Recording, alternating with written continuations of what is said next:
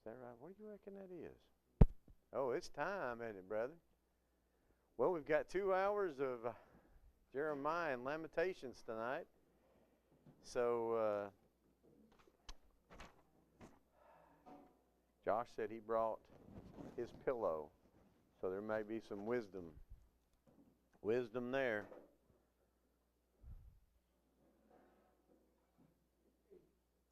It is so good to see you. And I mean, man, this is like, yay. Marcia didn't make it again, huh? She's had a tough run of it. Is that why she's missed the last 3 weeks? A migraine? I thought those things were a little bit more temporary than that. Wow. Well, I hate to hear that. If you have your memory work tonight, you don't have to worry about giving it to me. Okay? Micah here tonight? What? Man, I done chalked him up as being here. Get out of here, dude. Well, I guess everybody gets one off, right? So, what do you mean he's on vacation? Y'all could have went to Tybee Island and you didn't? I'd have made that one of those prenups, You want her son, we get to. That's one of my favorite places on earth. I just love Fort Pulaski out there before you get to it, and just do not get to spend enough time there. I would just love to go and, spend hours. I'm just amazed that's where Robert E. Lee started his engineering career and built all those drainage ditches there, and there should not be land there. That's the bottom line. A lot of people don't realize that's the first place where John Wesley preached. There's a big monument. If you walk out there, you can see preached on Cockspur Island. That's where Methodism entered the United States.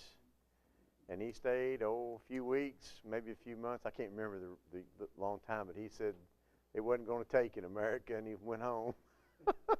So, too bad he wasn't right, yeah? All right. Well, brethren, here we go. Let's go ahead and take a look, though. Those of you who have the book, there was an extra copy up here. Oh, good deal. Okay. I was going to say that'd be a great thing to have. Let's go ahead and look at just a few of those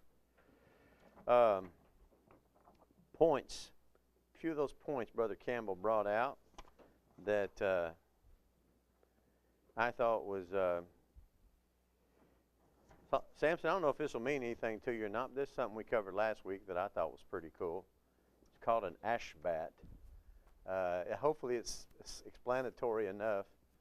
It's kind of like a code they used in the Old Testament. It's all Hebrew. But let's go ahead and look at that. That's be on page 60, Lessons from the Book of Jeremiah. One of the great things about looking at Lamentations tonight is that we have had the privilege of having studied the entire book of Jeremiah. Hopefully you have read it at this point. If not, boy, you really need to get on it. But we've covered it, the whole thing, and it's very seldom that you have an opportunity to cover that entire book and then go right into Lamentations.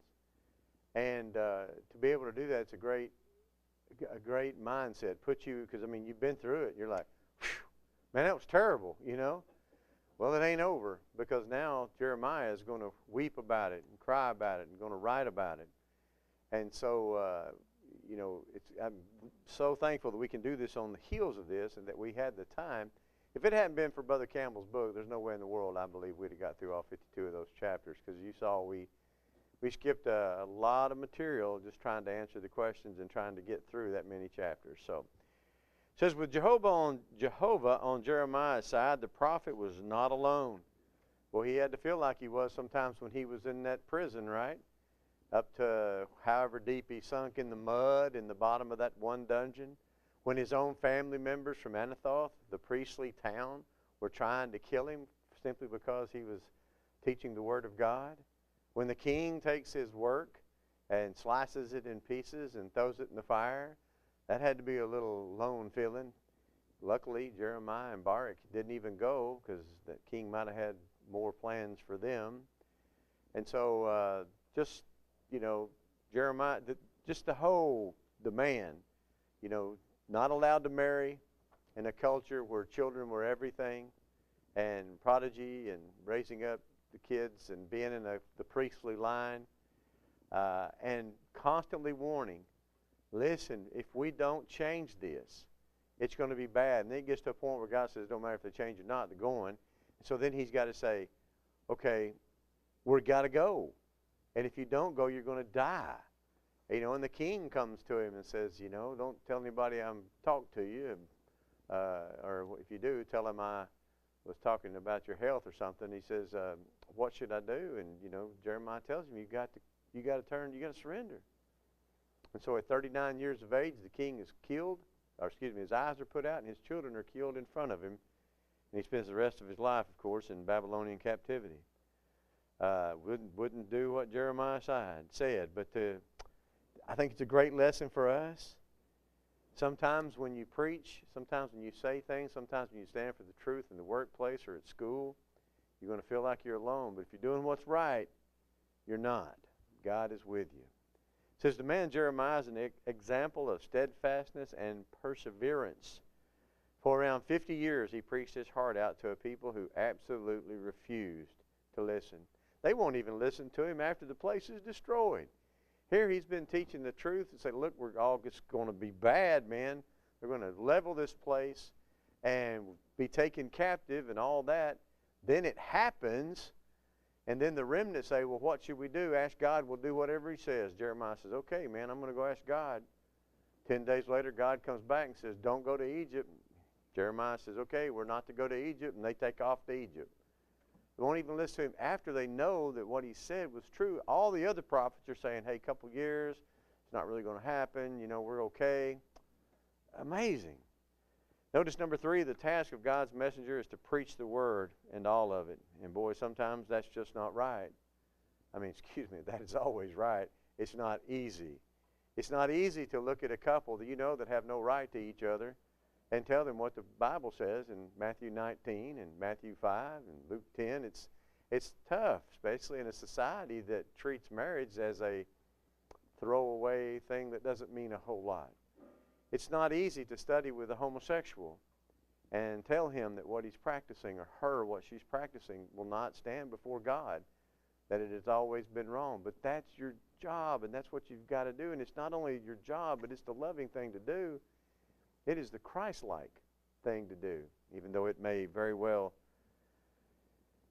sometimes it's hard when you're doing that. I've had parents look at me, you know, and say, look, we have got 3 kids in their teenage years, and you're telling us that we need to be apart from one another, that we don't have a right to each other? I said, okay, let's read Jesus again, because this ain't Ron telling you that. I don't want you to come back and say, Ron Gilbert said. I want you to see what Jesus said, and then you draw the conclusions that are warranted by the evidence. Number 5, corruption of spiritual leaders of Judah brought spiritual disaster. What does that mean? The preachers were soft. The preachers told people what they wanted to hear. The elders backed the preachers who were teaching that which wasn't right. Everything was smooth right up until they burnt the place down. And part of the problem was they didn't warn the people. And with Jeremiah standing there, okay, Jeremiah, basically, you got a man who says, okay, I'll do it.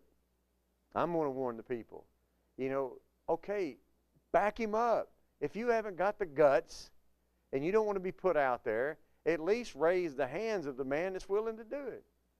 Yet many times, as we looked at Sunday at Trenton, Gideon is a great example. He was ridiculed by people that was upset because they didn't ask him. He didn't ask them to go to war. They didn't realize God was the one that told the people to go, and then God whittled it down to 300 people. So they're mad because he didn't ask. He asked the people of Sukkoth and Peniel to help, and they say no.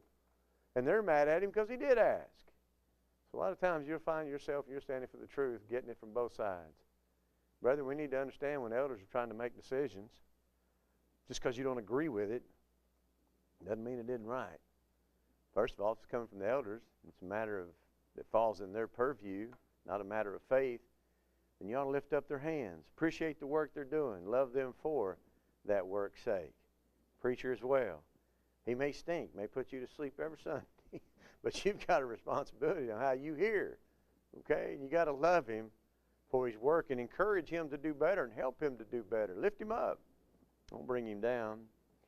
Notice number 6 there, in God's dealing with Judah, we see both his goodness and his severity, and that'll be brought out even more as we look at Lamentations tonight. There's a message of hope throughout this book that will be fulfilled ultimately under the Messiah and his new covenant. There will become a time when every man will not have to, teach his man there's God, because why? It teaches Jeremiah 31:31, which is, remember we made the point that Jeremiah 31 through 34 is the largest single quoted text in the Old Testament. In the New Testament, we find it Hebrews quoted, and then you find a part of it again quoted in Hebrews, that the Christianity is a taught religion. It's not like the Jewish religion where you're just simply physically born into it, but you're born into the Christian religion, but it's through your obedience to the gospel, which you have to know who Jesus is and so forth. And so there we go with that. Number 8, Jeremiah lived about 2,600 years ago, but the basic nature of humans has not changed throughout history. The basic nature of humans hasn't changed since the Garden of Eden. It has not changed. We're sexual. Sometimes we make bad decisions. And sometimes when we get caught, we have a bad habit of pointing fingers. One of my favorite cartoons, The Far Side? Every year my daughter gets me a desk calendar, and I just hoot. I love it. And you can tell a man is looking through a scope, because it's got the crosshairs in it, and it's at 2 bears. And this one bear standing beside this other bear, and he's smiling, and he's pointing at the other guy, Shoot him, I just think that's so fun. That's the nature of people, isn't it? I wouldn't have done it if you hadn't given me this woman. She says she wouldn't have done it if Satan hadn't attempted her. Notice number 9, Judah went into apostasy and stayed in apostasy for one basic reason. She did what she wanted to do. There's a fellow by the name of MacArthur. He's got some pretty decent books out. He's pretty conservative, but I always remember when you read him, he's a Calvinist. But he's got some good things in those books. One of the things he said that really stuck with me, he says, whether you go to heaven or whether you go to hell, it's up to you. It's your decision. He says, we pray here on this earth, thy will be done, to God. But when we're standing before God, God's simply going to pronounce, thy will be done. You've chosen to be where you're going. Heaven is a prepared place, of course, for a prepared people. All right. Number 10, there's always the possibility of going into apostasy, so we must always be on guard. That is something you just can't seem to get through to people's heads. Absolutely amazing. You can go back, read the Gospel Advocates from the turn of the century. And I'm not talking about this century. I'm talking about the 18th to 1900s. Same problems, same things coming up, liberalism. There was a liberal magazine back in the day that, David Lipscomb was still alive, so that's telling you it's been a minute, right? And they had a cartoon of him dressed up as an old woman. And he was on the beach, and he had a broom in his hand, and you could see the waves coming in. Here he is trying to sweep them, and the waves were the waves of liberalism, the progressives, if you will, the way of progression. And here, Brother, Lipscomb was, Marshall Keeble once was asked why he preached on dancing so much. He says, you ain't going to stop it. People like it. They're going to do it. Why do you keep preaching on it so much? And he says, well, maybe we can make them like it a little less, and maybe we can put a little dent in it, Rather, we're not going to keep people from killing each other. We're not going to keep people from raping. We're not going to keep people from fornicating or adulterating. But at least we can tell people what it is and that they ought not be doing. And hopefully that'll take seed, and they'll see the error of their ways and actually encourage others not to do it, and they won't do it. But people are going to be people. It hasn't changed much. Always possibility of going into apostasy. Some brethren don't even know Romans 16, 17, and 18 is even in the Bible. Mark them which cause divisions and offenses contrary to the doctrine which you have received, and, watch them, mark them.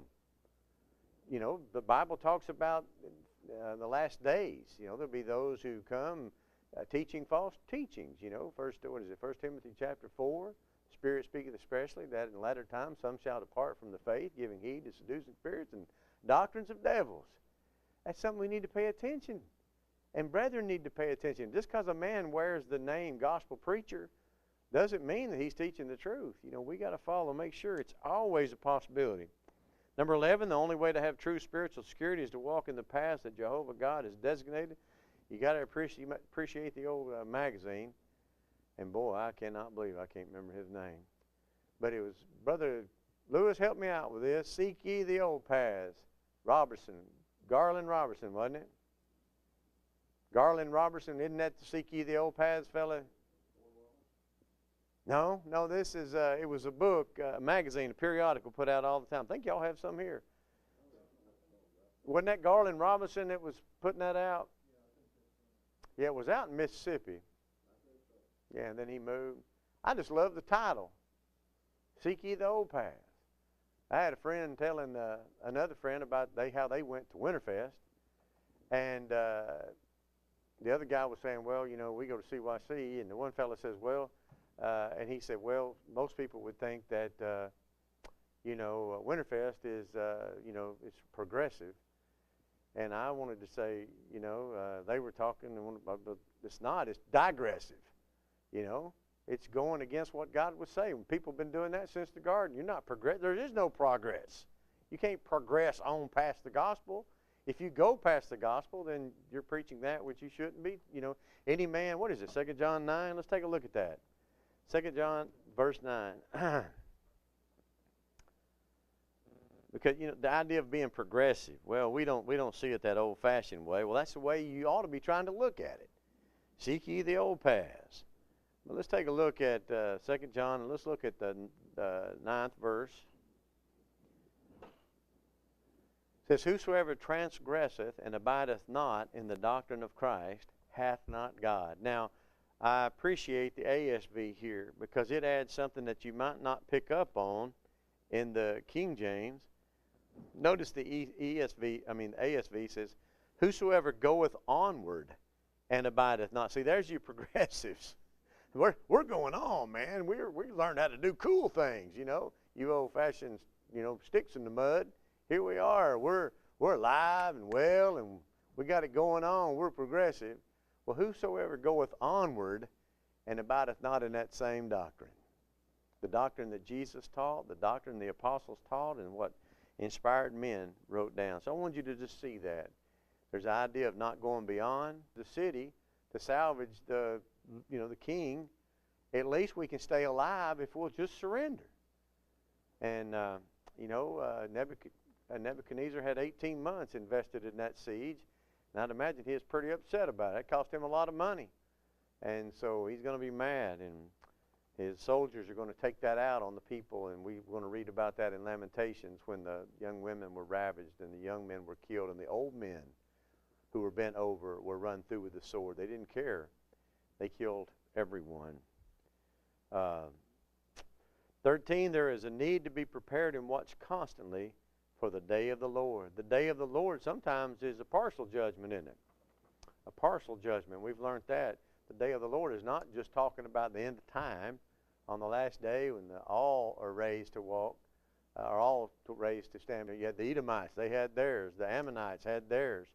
The Chaldeans are going to have theirs, and we're going to see that in the book of Lamentations. You know, because Judah, that's one of her prayers we'll see in chapter 1. All right, well, let's go ahead then and dive into the book of Lamentations. I'd like to read you something if I can pull it up here. I was looking at it earlier, and I probably did something real brilliant like close it. See if I still have it open. Well, I tell you, that's a real shame. I wish I had not done that because it will take me a minute, but I think it'll be worth our time for me to pull up. These are from the World Video Bible School notes. And while I'm sitting there, I need to be doing this as we talk.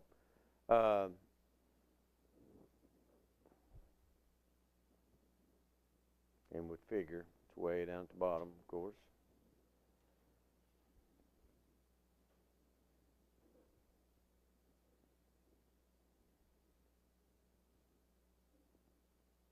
And this will help us.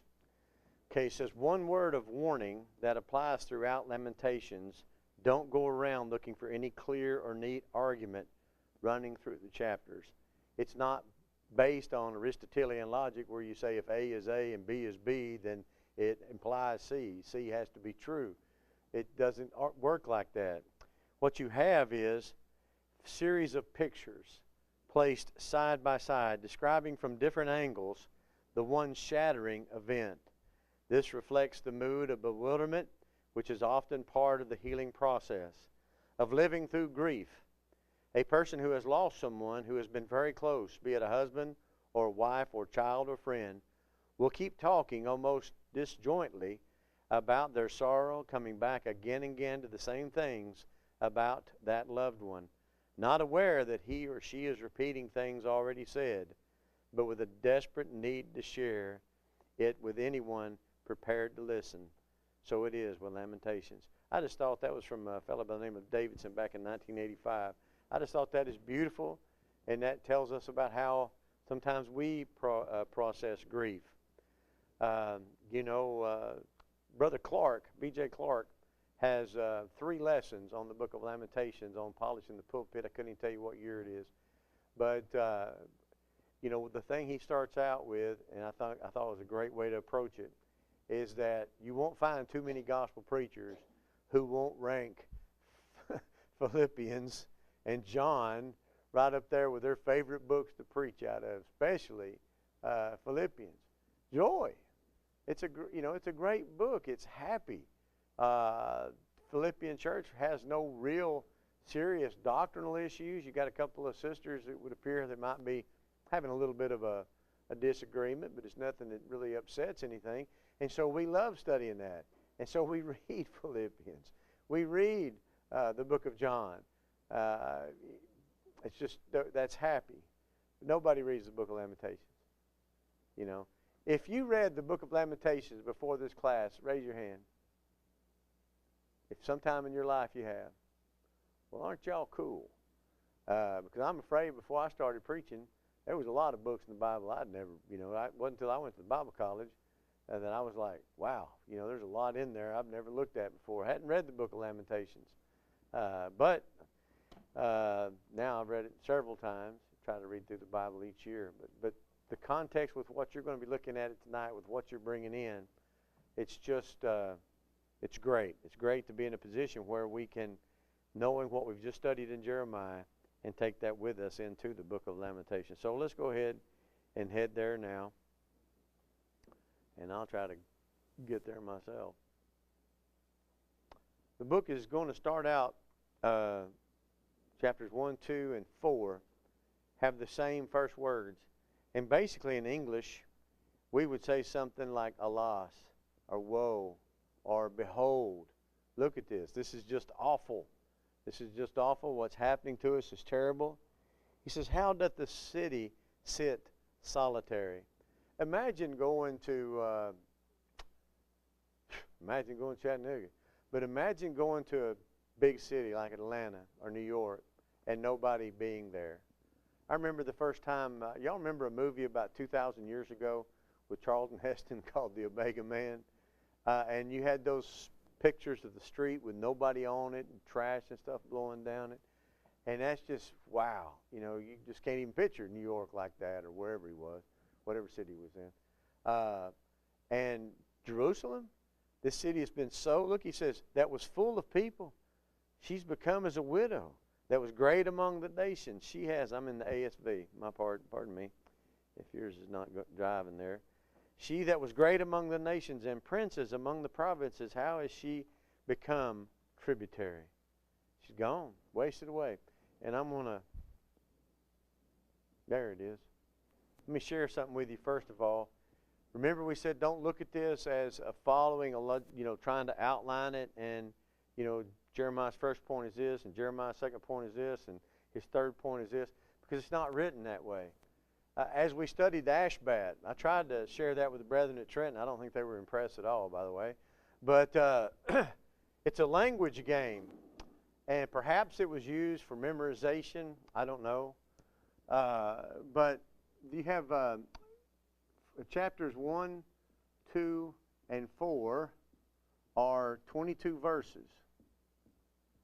These verses coincide with the alphabet, the Hebrew alphabet. And so you have Aleph, of course, is the first letter, and it's a funny looking, looks like an X from English. But the very first verse of chapter 1, verse 1, starts with an A, okay? And, or an Aleph. We would do it in English like this. You'd have 20, actually ours would be, how many is there, 24? Is it 24 letters in the alphabet? 26. See, that's always messed me up. Hebrew 22, Greek 24, and English 26. But anyway, the first verse would be start off with an A, the second verse start with a B, third verse C, and all the way through Z. Literally A to Z. And perhaps that was what the point of it was. You know, we're covering everything from A to Z. I don't know, or maybe it was just for memorization. And so for 22 verses, each one goes A, B, C, D, E, F, G, all the way through, and of course it would be in the Hebrew. Same thing with chapter 2, same thing with chapter 4. Now you notice that chapter 3 is different in that it has 66 verses. But again, the wordplay is the same, except this time you have the first 3 verses are A, the second 3 verses are B, and so on, all the way through 66. And see, it's a poem, it's poetry. And so one of the things is great to stop here. Now the fifth one, it's irregular. What do we mean by that? 5th chapter is irregular. In other words, it doesn't follow any of these other, how do you spell regular? R-E-G-U-L-A-R, right? Okay, thank you. It doesn't follow that pattern. It's the only one that doesn't. 1, 2, and 4, 22 verses, A to Z, or Aleph to Tau. And chapter 3 does the 3 at a time, okay? And so you can see there he's not really so much interested in trying to give you a doctrinal rundown of how things should be done. He's going to bring over and over again this idea of awfulness of what has happened. And this is firsthand. Now, Jeremiah's name does not appear in the Lamentations. And there's been, everybody's got to question something. Everybody needs something to write their doctoral dissertation on, right? So I guess there's been enough have to write on that. But if you read it, you think about it firsthand. And the reason that we have Jeremiah's Lamentations is because we borrow from the Septuagint, who translates it as such. In fact, they have a big kind of introduction to that. That after that Babylon was, or after Judah was carried into Chaldea, Jeremiah sat down and wrote these verses. And so that's why, we follow that same. As a matter of fact, in the Hebrew Bible, Jeremiah is behind Ezra. It doesn't even follow, but, Lamentations is behind Ezra. Of course, in our Bible, we have it behind Jeremiah just because I believe the two go together. And so you've probably never even thought about that. You just assumed that, and I think that's right, though. Notice, she weepeth sore in the night, and her tears are on her cheeks. Among all her lovers she hath none to comfort her. What's that talking about? Those false gods that we've been talking about since chapter 1. Where are they? Where is all these that you were so enamored with? Remember when Ezekiel was basically taken by the hair head back to Jerusalem? And he says, look at what they're doing, Ezekiel.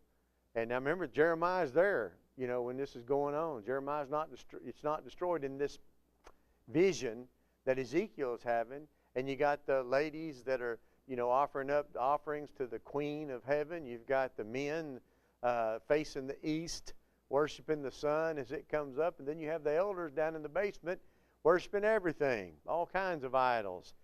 And that's what God is trying to get them to stop. And, of course, the Babylonian captivity pretty much fixes that. They do stop. They don't do that anymore. But, man, what a price to pay. Verse 3, Judah is gone into captivity because of affliction, because of great servitude. She dwelleth among the heathen. She wanted idols. She's got idols now. They're on every corner. I imagine we could ask our good brother here about India. He could tell us a thing or two about idols. They're everywhere. Europe. You go to Europe, you're going to have people say, well, those aren't idols, those are Christian, Well, it's Mary and all these different, it's the same thing. And saints they have. But when they got to Chaldea, couldn't speak the language, didn't know what anybody was saying. They've got idols on every corner. They're everywhere. And so God says, you want idols? There you go. Enjoy. And, of course, they immediately say, boy, you know, we don't need to be doing this. And great, just a lesson learned too late, isn't it? The ways of Zion do mourn. The ways of Zion. In other words, how things have been. You know, I mean, let's think about the processions that must have preceded the feasts, right? You know, the week we talk about the Passover, you know, when the day of Pentecost, what a great, tremendous time that was when all of these Jews from all over the world came home. And you can imagine how that place was packed and bustling and, hey, it's time for the sacrifice, you know, and everybody'd want to be a part of all that and see it. And the different feasts that went on, it was just exciting, and that was part of it. And, I mean, you know, hey, we go to Washington, D.C., we go to Arlington Cemetery, what do we see? What do we want to go see? Changing of the guard, right?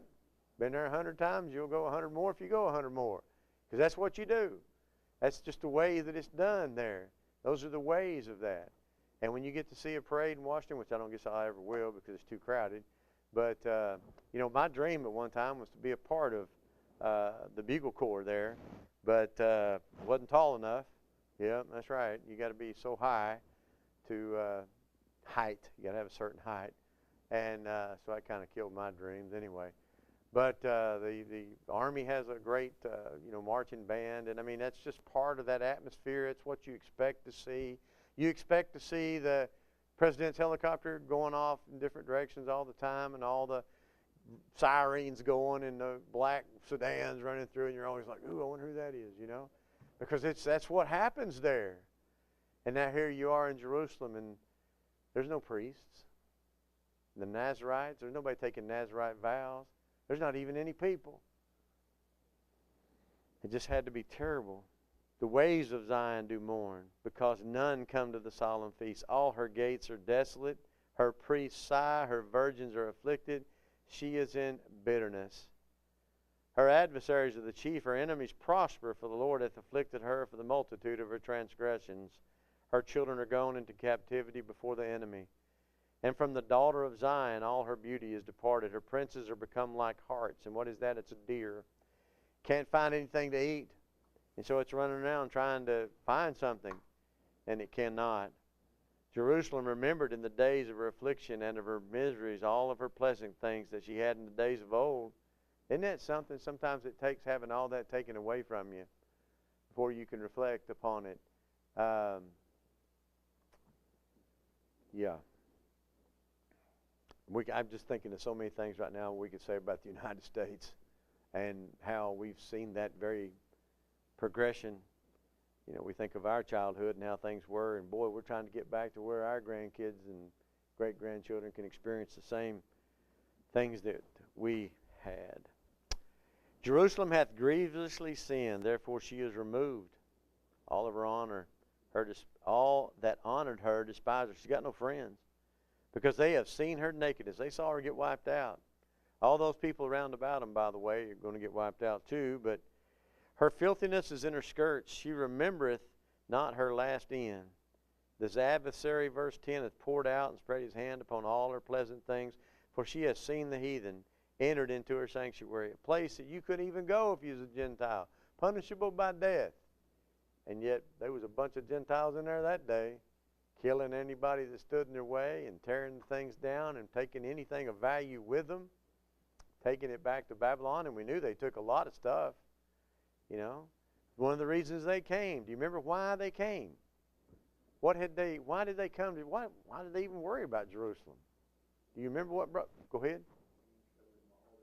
Yeah, King Hezekiah says, man, I'm feeling pretty good. Oh, here comes these Chaldeans. Who knows where that place is? They'll never be around here. Hey, look what I got. And, of course, Isaiah says, oh, they're going to come back here, and your children are going to serve him. And remember what his reply was? Well, at least we'll have peace in my day, you know. Way to go, Grandpa. Thank you for that one. Well, that's why they come. So that's what they take. And do you remember, we know that they took a lot of, you know, fineries and stuff like that because later on, Daniel chapter 5, Belteshazzar, he's having a good old time, right? He's drinking his wine, getting drunk, drinking out of what? The cups that were at what we're reading about. Got took away. And, of course, he saw the writing on the wall, didn't he? Literally, yes, sir. Verse 12. Is it nothing to you, all ye that pass by? You know, sometimes you see things and you wish people would take time and reflect and appreciate what they see and the price that was paid for that. Especially when you think about veterans, you think about people who've been lost in combat, you think about places where a lot of blood's been spilled. And there's something hallowed about that ground, you know. I got upset every time I'd see trash in the national battlefield out there at Chickamauga. I used to have to drive up home from work that way. And I thought, who would do that? Do they not know that, 20-something thousand people lost their lives in one day here? Men who love their country, and some people just don't care. Jeremiah's asking, look, man, you're walking by and you're seeing this. Don't you care? Is it nothing to you? Behold, and see if there be any sorrow like unto my sorrow. He says, look at me, which is done unto me, wherewith the Lord hath afflicted me in the day of his fierce anger. He sent fire into my bones. Verse 14, the yoke of my transgressions is bound by his hand. They are reed, they are come up upon my neck. He hath made my strength to fall. The Lord hath delivered me into their hands, for whom I am not able to rise up. The Lord hath trodden under foot all my mighty men.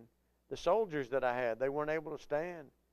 Who hath called an assembly against me to crush my young men? The Lord hath trodden the virgin, the daughter of Judah, as in a winepress. Just imagine that. People being in the winepress, being stomped upon and ground into juice rather than grapes. Zion spreadeth forth her hands, and there is none to comfort her. Why do little kids come up, they hold up their hands to you? Because they're wanting to be picked up, or they're wanting a piece of that cookie you're eating or something. There's something they want, they desire. Zion's raising up her hands, but she's not going to answer. Jacob, his adversary, is round about him. Jerusalem is a menstruous woman among them. Simply means unclean. The Lord is righteous, for I have rebelled against his commandment. Listen to that. God's right, and we deserve this. Here I pray you all people, behold my sorrow. My virgins, my young men are going into captivity. I called for my lovers, those false gods. Not only that, but do you remember who all Judah was trying to be chummy with? When the Assyrians first came down. Remember? When the Assyrians first came down, what did the Assyrian king tell Hezekiah? Don't you call on Egypt. Egypt's like a broken reed. Remember what he said? And if you lean over on it, what's going to happen? It's going to puncture your hand. Says Egypt can't heal you. And of course, what did they do? They did right. They prayed to God. They counted on God. And God, 185,000 Assyrian soldiers went to sleep that night and never woke up. And so God answered.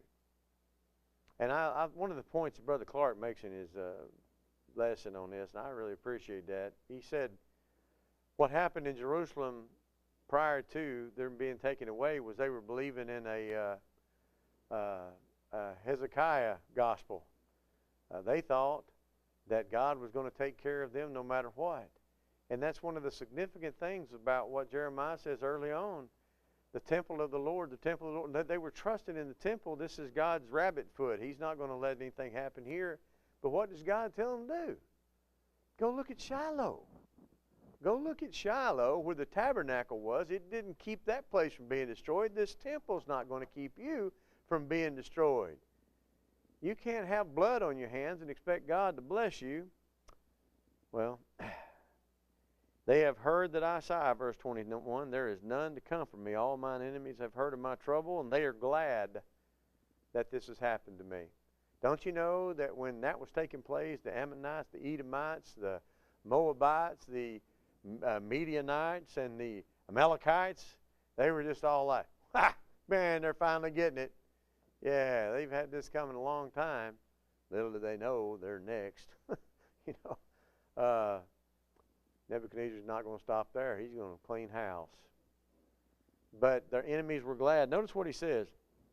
They are glad that thou hast done it. That will bring the day that thou hast called, and they shall be like unto me. Make them punished. You know, of course, you can say misery loves company, but at the same time they're saying, you know, recompense us, Lord, here. Fix these people. Let all their wickedness come before thee, and do unto them as thou hast done unto me. For all my transgressions, for my sighs are many, and my heart is faint. Reminds you a little bit of Habakkuk, doesn't it? Habakkuk says, we Jews we're terrible, man. We have acted so bad. God, when are you going to do something about how sorry we are? And God says, here it comes. I'm going to bring a group down from the north who are going to teach you a thing or two, you know. And Habakkuk immediately says, from the north, you talking about them pagans? Well, they're sorry. We might have some bad qualities, but they got really bad qualities. And God says, that's okay. They're going to pay theirs at that time, but right now they're going to be a tool, if you will. And so he brings the armies from the north down to punish. Same thing here. Chaldeans have been God's instrument here, but their punishment will come as well. All right. I tell you what, I think now would be a good time to take a break. I love breaks. Anybody like breaks? So let's take a break. We'll kick off here because I think we're going to try to go home a little bit earlier tonight than usual. Just because I'm tired, man. I don't know about y'all. 13 weeks is a long time, isn't it? So let's take a few minutes here. Boy, I bet you are.